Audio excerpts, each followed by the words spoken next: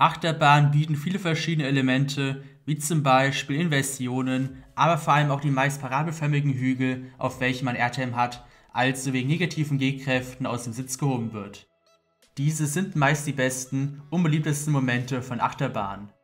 Airtime gibt es in verschiedenen Arten und Stärken und genau das schauen wir uns heute in diesem Video an.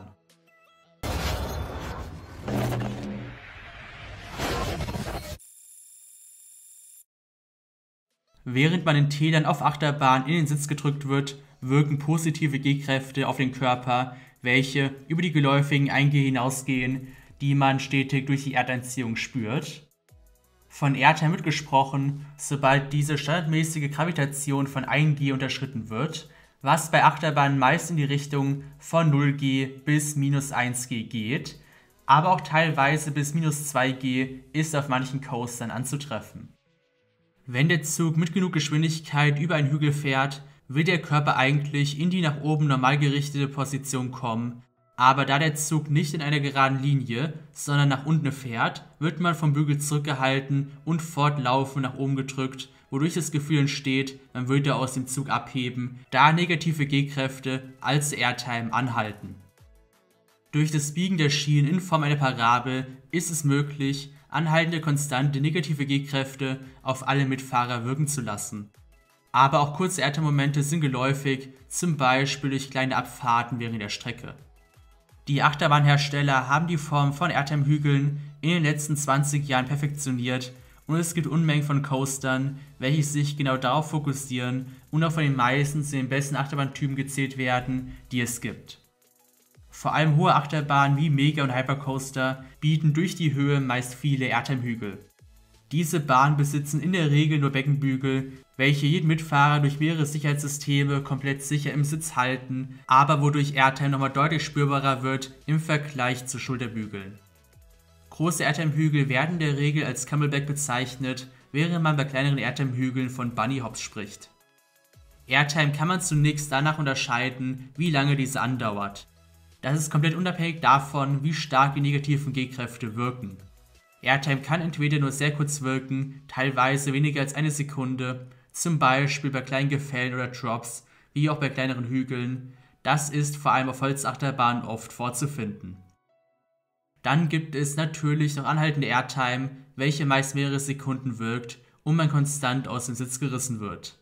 Bei kurz anhaltender Airtime wird man nur kurz aus dem Sitz gerissen, bevor man wieder in den Zug gedrückt wird. Anhaltende Airtime ist die, was die meisten bevorzugen und ein einzigartiges Gefühl vermitteln, was fast nur auf Achterbahn vorzufinden ist. Vor allem große Stahlachterbahnen bieten meist parabelförmige Camelbacks und Bunny Hubs mit anhaltender Airtime.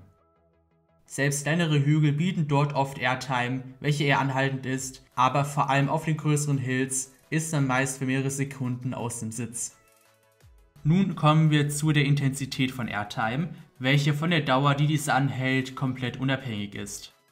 Hier kommen dann vor allem die Fachbegriffe, welche vielen nicht komplett geläufig sind.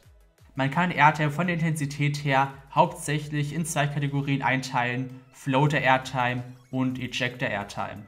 Aber ebenfalls gibt es noch die Zwischenstufe der beiden Arten, Floatjector Airtime. Beginnen wir mit Floater Airtime. Das ist die schwächere der beiden Arten. Floater Airtime ist bei ca. 0G vorzufinden. Vom Gefühl her erreicht man bei 0G das Gefühl der Schwerelosigkeit. Floater Airtime ist deshalb genau das, also dass man gefühlt in den Bügel schwebt.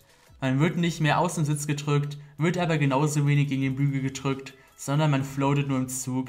Deshalb ist Floater Airtime bei um die 0G anzutreffen. Vor allem Hypercoaster der Firma B&M wie Silverstar im Europapark oder Shambhala in Portaventura sind dafür bekannt. Auch viele Holzachterbahnen bieten Floater Airtime, da viele Coaster der Bauart für maximal 0G ausgelegt sind. Während die erstgenannten Bahnen Floater Airtime anhaltend bieten, ist es bei zum Beispiel Holzachterbahnen meist eher kurzanhaltend.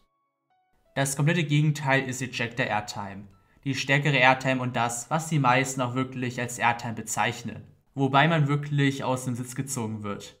Diese ist bei ca. minus 0,7 G bis minus 2 G anzutreffen und für gewöhnlich auf Achterbahnen bei ungefähr minus 1 G. Bei Ejector Airtime wird man wirklich aus dem Sitz gerissen und spürbar gegen den Bügel gedrückt. Je nach Stärke kann man wirklich sehr stark aus dem Sitz gehoben werden. Beispiele für Achterbahnen mit sehr starker Airtime sind weltweit zum Beispiel Skywash im Hershey Park oder im europäischen Vergleich auch der Schwur des Kernern im Hansapark, wie auch viele Achterbahnen der Firma Rocky Mountain Construction. Vor allem Megacoaster der Firma Intamin sind für anhaltende Ejector Airtime auf allen Hügeln bekannt, zum Beispiel Expedition GeForce im Holiday Park oder Goliath im Walibi Holland. Die Zwischenart für Ejector Airtime ist ungefähr bei minus 0,5 G bis minus 0,8 G anzutreffen. Dabei wird man ebenfalls aus dem Sitz gehoben und über den Airtime Hill gezogen, also man ist konstant aus dem Sitz und wird leicht gegen den Bügel gedrückt.